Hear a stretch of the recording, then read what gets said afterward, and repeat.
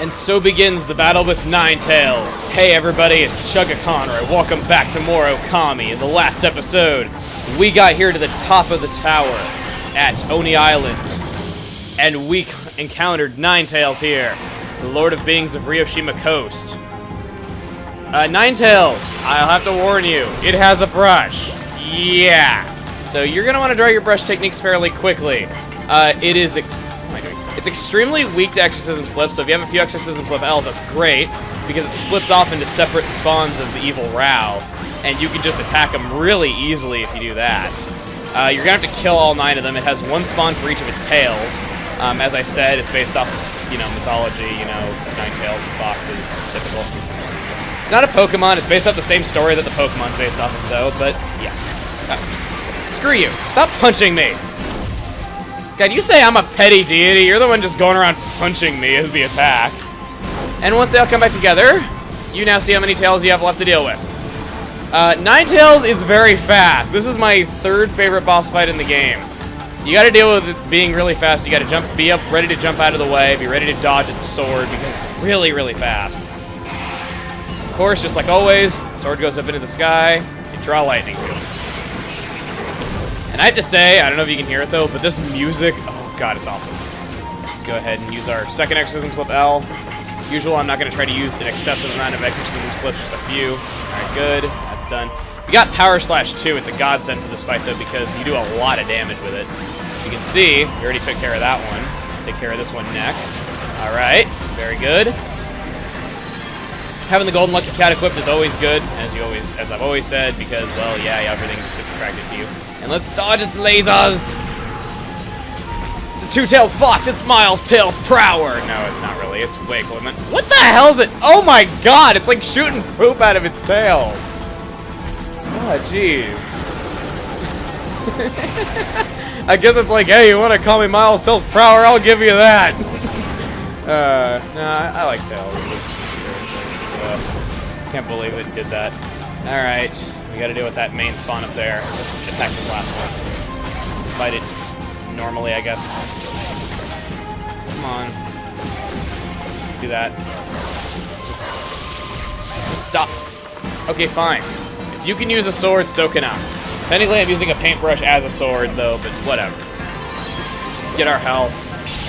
And so begins the second phase. This is what Nine Tails truly looks like. It's a one-eyed fox, hence why it could not have a second eye when it was trying to pretend to be Rao, and that's why it always had its hair over its eye. It's a bit more speed-based this time. However, it does get tired after it dashes, though, so that's when you're going to want to move and attack when it's tired. And again, it's still going to raise its sword up to the sky. Like, it didn't learn anything after doing that the first 2 times.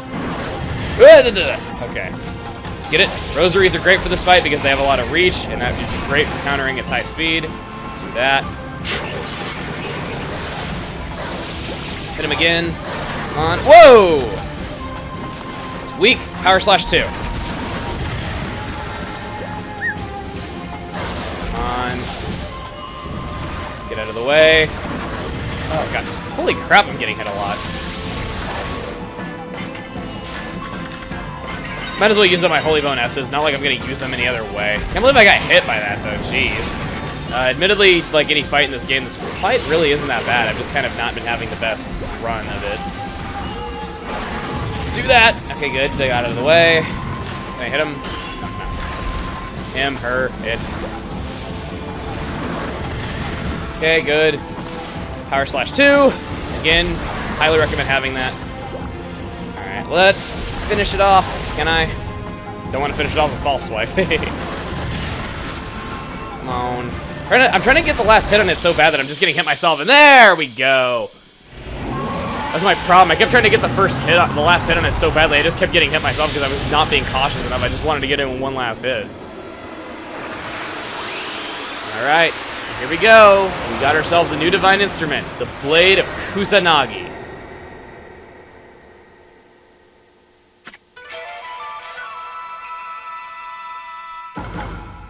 I should not know what that weapon is called off the top of my head.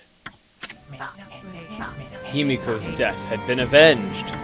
Amaterasu's tenacity had proven too much for Ninetales. The fearsome beast lay defeated, its true nature laid bare for all to see. In death, it was reduced to no more than a tired old fox. Oni Island, pining for its master, raised a din and began to crumble. Like a funerary offering, it scattered in flowers. Otohime, who had transformed into the water dragon, returned to the dragon palace, her role fulfilled. Ninetales' monstrous countenance, removed from its master, moved.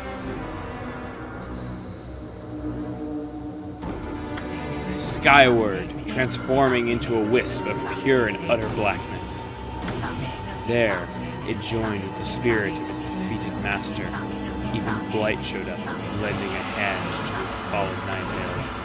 Pulsing and undulating, they intertwined in midair. Then, the black mass moved toward the land to the extreme north. 4 such blackened spirits had emerged from Orochi's corpse.